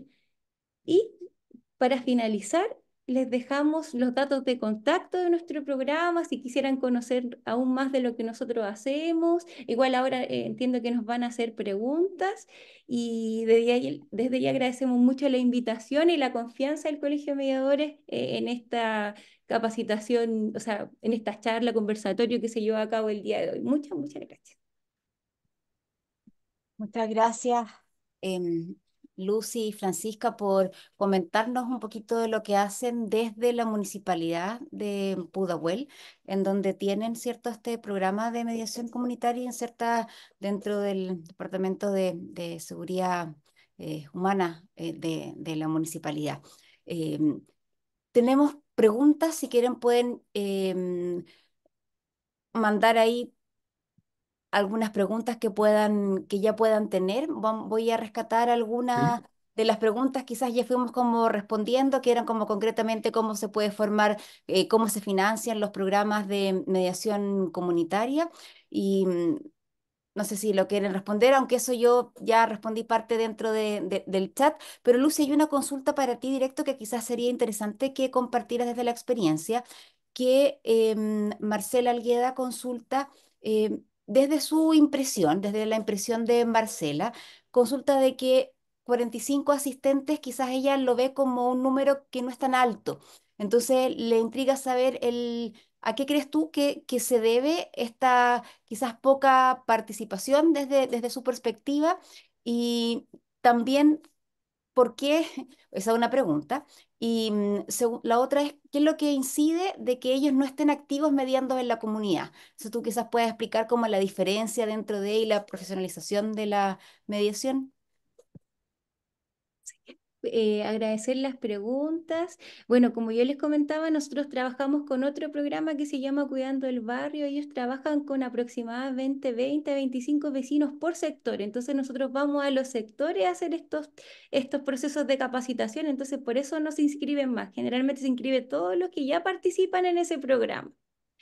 Y en las charlas y las capacitaciones, por ejemplo, a veces, o sea, en las charlas más que en las capacitaciones, les voy a contar como la experiencia in situ, como que vamos con personas de seguridad, que son los inspectores, y convocamos a la gente a una sede y vamos con un megáfono, así es la experiencia, se la voy a contar in situ, a convocarlos para que asistan y ahí van varias personas, 20, a veces un solo pasaje.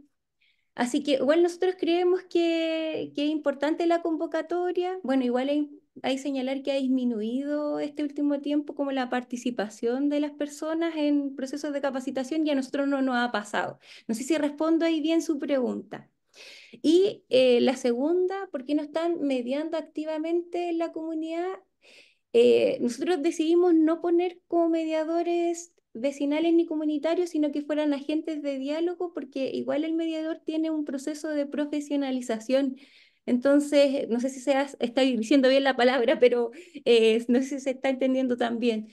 Pero como mediadores, la idea es que las personas, si quieren estudiar mediación, se capaciten a través de un diplomado, algún postítulo, y contemos con herramientas y nosotros quizás en 6 talleres no les podemos traspasar todo este nivel de herramientas,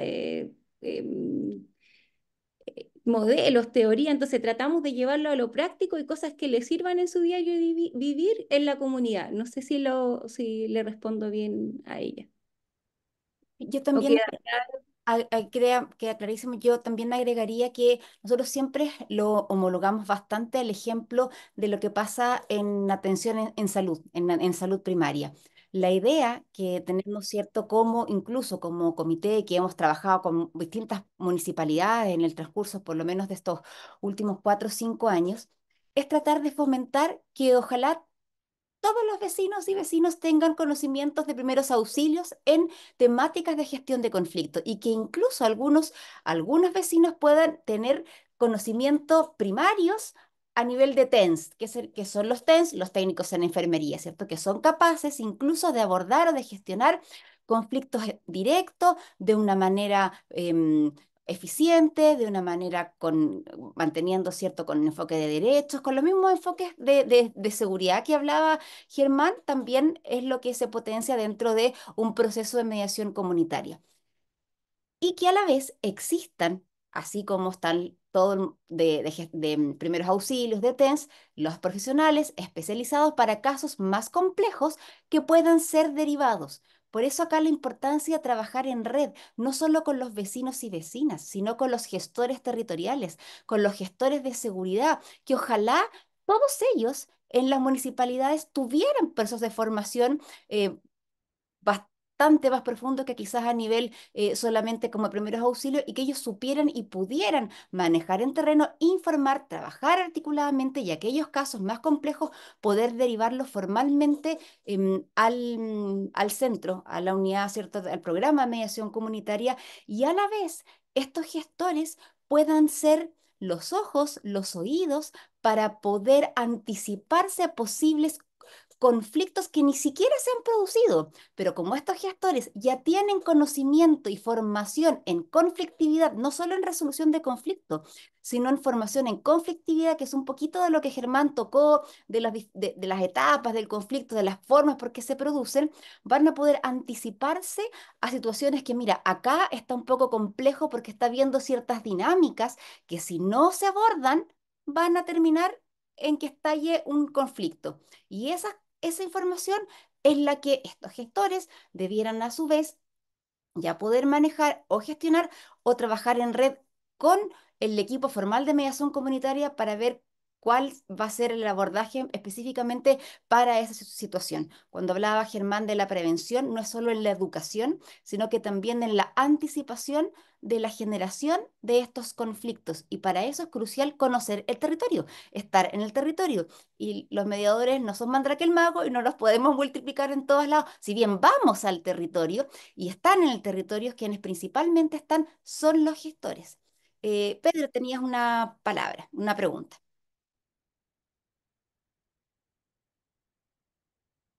Perdón, es que no, ahí sí, estaba muteado, ahora sí, gracias. Ahora, a mí me dijiste, ¿no es cierto, Sí, María? sí, sí, sí. Ya. Oye, Francisca y Lucy, en realidad me parece súper interesante el trabajo, porque en realidad es para dónde tenemos que ir. Solamente preguntarle, generalmente nosotros, yo no sé si lo comparten esta idea, generalmente los profesionales tenemos quizá un defecto de ir a iluminar a la comunidad y no nos damos cuenta. Entonces quería preguntarles, la comunidad en realidad hace mediación sin la necesidad de nosotros, resuelve conflictos. Entonces, en las capacitaciones que ustedes hacen, que me parece interesante porque toman en consideración lo que ellos dicen respecto al conflicto, no sé si ustedes, en la trayectoria del trabajo que ustedes desarrollan, si también han descubierto algo positivo, en el sentido de que las comunidades cotidianamente resuelven los conflictos y identificar a lo mejor que ellos muchas veces lo hacen muy bien. Entonces, lo que quizá ahí hay que hacer es reforzarlo y masificarlo, porque en las comunidades, en los grupos, en la familia, en los grupos de pares, etcétera, etcétera, uno pasan todos los días conflictos, hay situaciones, hay malos entendidos, hay situaciones de información, etcétera, etcétera. Entonces, cuando uno se coloca en la perspectiva de que la comunidad en realidad tiene potencialidades, a pesar de los procesos de integración, los procesos de atomización, los procesos de conflictividad que hay en la sociedad, igual las comunidades tienen potenciales que muchas veces se pueden ir descubriendo. Entonces quería preguntarle si ustedes en el trabajo han descubierto si las comunidades, porque uno puede preguntarle cómo ustedes resuelven, y no solo la palabra conflicto, ese es otro tema, por ejemplo, decirle cómo las desavenencias con tu hijo, en la junta de vecinos, en las personas mayores, cómo vas cuando hay un determinado distanciamiento, etcétera, etcétera, cómo lo resuelven. Eso es lo que le quería preguntar a ustedes, si ustedes en estos talleres, que me parecen sumamente buenos, han descubierto si la comunidad efectivamente tiene potencialidades virtuosas, que en el fondo lo que hay que hacerle, en el fondo, es colocarla encima de la mesa. Y a lo mejor ellos mismos se dan cuenta que eso hay que reforzarlo, extenderlo, fortalecerlo. Esa es la pregunta. ¿Puedo hacer una pregunta, Germán, por cortita? Por favor. Germán, ¿me escucha? Tú hiciste alusión a la favela. Yo también he escuchado que habían mediadores en la favela y que incluso, porque el crimen organizado, que uno lo ve muy negativo, yo esa vez el mediador nos dijo, el crimen organizado ilumina con cable, con internet a las comunidades. O sea, donde no está el Estado, el crimen organizado le da ciertos beneficios a las comunidades y ahí algunos conflictos se producían, los mediadores estaban metidos. Estamos seguros que lamentablemente el crimen organizado se ha incorporado a las comunidades y se han transformado en una especie de alternativa al Estado. Y tú dijiste, algunos mediadores incluso incorporan como agentes dentro de la resolución del conflicto al crimen organizado.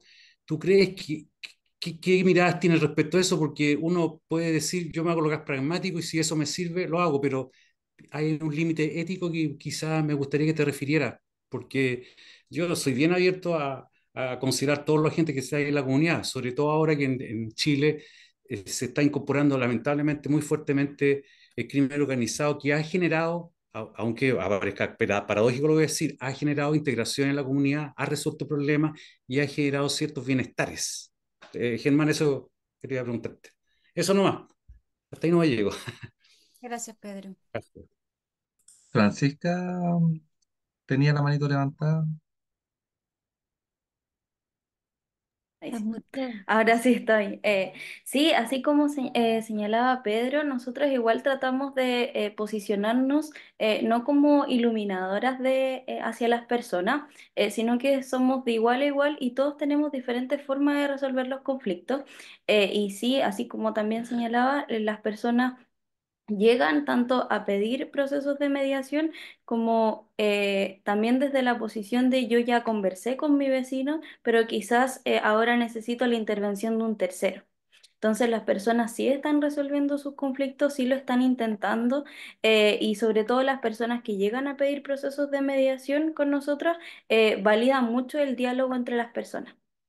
Y adicionalmente a eso, también nosotros trabajamos, quizás respondiendo la primera pregunta, nosotros igual trabajamos constantemente en educar a las personas en que validen los procesos de mediación. Eso es un trabajo que ha sido desde que yo partí en mediación, y desde que llegamos con Lucy, porque las personas van al municipio mucho a pedir que el otro le resuelva y también como a denunciar. Las personas llegan, yo quiero denunciar a mi vecino. Entonces hay que hacer todo un trabajo de convencer quizás y validar el proceso de mediación para que puedan participar. Y en los talleres también los validamos mucho y tratamos que sea horizontal el trabajo y no desde nosotros vamos a enseñarles, sino que ellos aprendan de nosotros y nosotros de ellos. Ese es como el trabajo que se hace. No sé si logro responder la pregunta. Sí, muchas gracias, Francisca.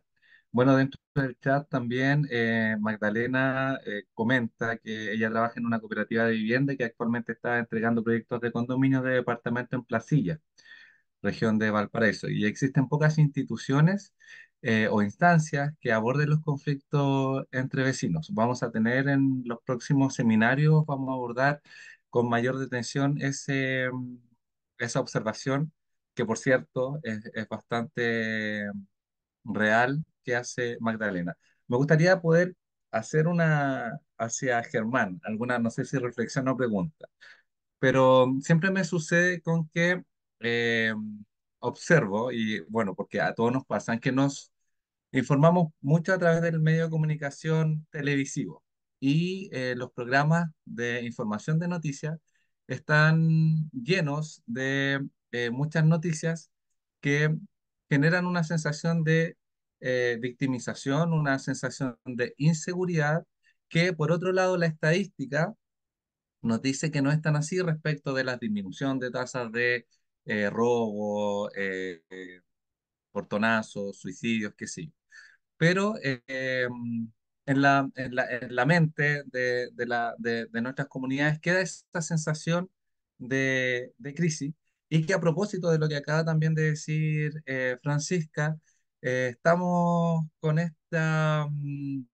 como sometidos, por así decirlo, con esta cultura de la violencia en donde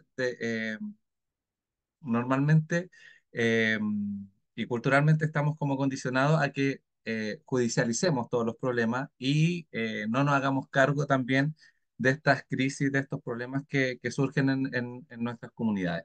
A partir de ahí, consulto si cómo percibe Germán el rol de los medios de comunicación respecto de el tema de la inseguridad, de la sensibilización, de la sensación de victimización eh, en nuestro país. Y también recordar la pregunta de Pedro, Germán, que te había hecho así. Gracias. Bien, bueno, voy a intentar responder breve en honor al tiempo y agradecer las preguntas interesantísimas, las dos preguntas. Esta experiencia yo la conocí en Río de Janeiro en 2007, la documentamos, hay un librito que se llama Balcón de Derecho, es un proyecto piloto que hizo la ONG Viva Río con las mediaciones, con mediadores comunitarios en las favelas de Río. Y ahí yo creo que es así. En las favelas de Río, en la mayoría de las favelas, el crimen organizado es un actor más. Y uno no lo puede eludir porque es parte del paisaje y de la convivencia. Yo creo que este proyecto no era facilitador de que el crimen organizado era como el que tenía que suplir las necesidades de la comunidad. No era como mediar para que el crimen organizado pusiera lo que el Estado no está poniendo. Lo que sí era en el fondo era asumir que el crimen organizado entraba en ciertas conflictividades y estos mediadores, resguardando obviamente su integridad física, evaluaban si podían y estaban legitimados para mediar una situación en disputa con el crimen organizado. Por ejemplo, creo que la experiencia que yo conocí, que este mediador me contó, era que ellos habían raptado a unos chicos de la comunidad del crimen organizado porque era un ajuste de cuentas y la familia de estos chicos había pedido al mediador mediar ese conflicto. Más, ya, digo, el límite entre negociación y mediador. Pero finalmente, como se logró, porque como él era de la comunidad y había nacido ahí y conocía y había jugado de niños con los que ahora eran parte del cartel del crimen organizado, logró mediar y logró que finalmente las partes, las familias, los que estaban, llegaron a un acuerdo y evitó que finalmente lo ejecutaran. Entonces, yo respondiendo a las preguntas, creo que cuando tú eres desde la perspectiva comunitaria y no desde la perspectiva del rol público, tú debes dialogar con estos actores eh, si es necesario, pero no debes promover que estos actores terminen fomentando o supliendo el Estado. Y yo creo que ahí el mediador comunitario o las comunidades siempre tienen que propender a poder reclamar al Estado y que el Estado se haga presente y no dejar. Y eso es lo que vimos en toda Latinoamérica, es decir, por desgracia, mucha gente hubiera muerto de hambre en la pandemia si no hubiera sido por la criminalidad organizada, que llegó antes con canastas familiares. Y digo, eso eh, es una realidad, pero no creo que esté bien, digo. Entonces, solo diría eso. Eh, Respecto a la pregunta de Pablo, de Juan Pablo, perdón, es bien interesante porque ahí hay varios elementos. Primero, que es del todo conocido que una cosa es la sensación de temor y la otra es la criminalidad objetiva. Y eso en Chile está desfasado. Es decir, la criminalidad objetiva puede disminuir y la sensación de temor puede aumentar. Porque el temor no solamente tiene que ver con haber sido víctima directa del delito, sino con una serie de elementos y ahí los medios de comunicación juegan un rol muy negativo y nefasto. Y yo creo que la mejor herramienta del temor es la exposición y el conocer a un otro distinto. De hecho, cuando uno mira una pregunta que es muy interesante, los que nos dedicamos al delito, te preguntan, ¿la criminalidad en su barrio, Jenny, ha aumentado o ha disminuido? El 60% dice ha aumentado. En su comuna, el 70% dice ha aumentado. En el país, el 80% cree que ha aumentado. Es decir, percibimos que el país es más inseguro que nuestro propio barrio. o de alguna forma, aunque vivamos en un barrio que tiene más delitos que el resto del país, nos sentimos más seguros en nuestro propio barrio que en partes de la ciudad que no conocemos. Porque el temor se combate justamente conociendo y acercándonos a esos lugares, ampliando nuestro mundo, nuestras relaciones. Y los medios de comunicación finalmente, claro, explotan como una imagen del enemigo, de los miedos, y eso va generando temor y eso va explicando por qué. Y lo último es un concepto muy interesante que se llama securitización. ¿Qué significa securitización? Presentar el problema de la seguridad como que si no resolvemos el problema de la seguridad, nuestra sociedad es invivible. Y eso es muy riesgoso porque eso te lleva a tomar decisiones sobre la seguridad que pueden ser efectistas en el corto plazo, pero que son muy nocivas en el largo plazo. Entonces, por ejemplo, el problema con los migrantes lo estamos viendo como un problema de securitización de la migración. Es decir, como si todos los problemas con los inmigrantes fueran un tema de seguridad que hay que resolverlo con cárceles, con cerrar las fronteras, pero no estamos viendo que ese problema tiene una dimensión mucho más integral, mucho más amplia. El mismo caso, no sé, de la prostitución callejera, ya, un problema de seguridad pública, del desorden o de la higiene, pero no desde una perspectiva integral. Entonces yo creo que los medios de comunicación ayudan a construir esta securitización de los fenómenos sociales, impidiendo ver que estos fenómenos no solamente hay que abordarlos desde la perspectiva de la seguridad como del desorden público, sino desde perspectivas mucho más profundas. Y eso es rentable para los políticos, por supuesto, porque finalmente, y hay un libro espectacular, se llama La monarquía del miedo, entre más miedo sintamos las personas, más fácil es para las autoridades o para los populismos dominar y captar el voto, por supuesto. Entonces hay una relación obviamente entre poder, temor, de los cuales los medios de comunicación te prestan, no sé si te prestan o les pagan por eso, pero digo, ayudan contribuyen a eso. Muchas gracias, Germán, por las respuestas. Tú manifestabas algo muy importante que es la legitimación del mediador. Y claramente que en esos contextos alguien de la misma comunidad, del mismo barrio, está muchísimo más legitimado que un externo. Entonces, en esas condiciones es crucial que los mismos vecinos sean capacitados lo más formal posible en procesos y en conocimientos de mediación justamente por lo que tú dices, porque son ellos quienes tienen el acceso y están legitimados por las partes. Bueno, sin duda hay quedaron bastantes preguntas por resolver para que sepan todos los que nos acompañan que la idea es que este es el inicio de este ciclo de comunidad en acción, donde una vez al mes, idealmente los primeros lunes de cada mes, el comité comunitario va a estar realizando algún conversatorio en distintas temáticas. Algunas, por ejemplo, van a ser cómo se aborda la mediación comunitaria desde las municipalidades, cómo se organizan los programas en distintos tópicos. Los vamos a invitar y también por eso yo les mandaba más adelante que puedan seguirnos en nuestras redes, búsquenos en Instagram, en Facebook, en LinkedIn, también en YouTube para que, y en X también, aunque ahí no estamos tan activos, para que puedan estar al tanto de cuando realizamos, ¿cierto?, otra actividad en esta temática. Em, Vamos a mandarle, como es costumbre y tradición desde el colegio, todas las personas que se inscriben reciben al día siguiente o al subsiguiente un mail con el enlace de acceso a la grabación del video para que lo puedan repasar y el PPT en el caso de que hubiera habido algún PPT de en la exposición, tanto a quienes vinieron como diferenciado de quienes no pudieron asistir. Por eso es tan importante y lo hacemos a través de inscripción para poder hacerles llegar a las personas el material. Así que les doy las gracias por haber participado. Si tienen alguna consulta, la dejan por ahí. Y si no, nos vemos en nuestro próximo conversatorio de comunidad en acción donde esperamos que justamente se vaya produciendo lo que mencionaba Germán y Lucy, este empoderamiento y esta articulación, que vamos probablemente quizás también en un conversatorio a hablar solamente de eso, de cómo desde la articulación de la sociedad civil y desde los distintos actores podemos llegar a alcanzar, ejecutar y conseguir lo que mencionaba Germán. ¿De qué manera lo podemos hacer? Así que muchísimas gracias a cada uno y a cada uno de ustedes y nos vemos en una próxima edición de Comunidad en Acción.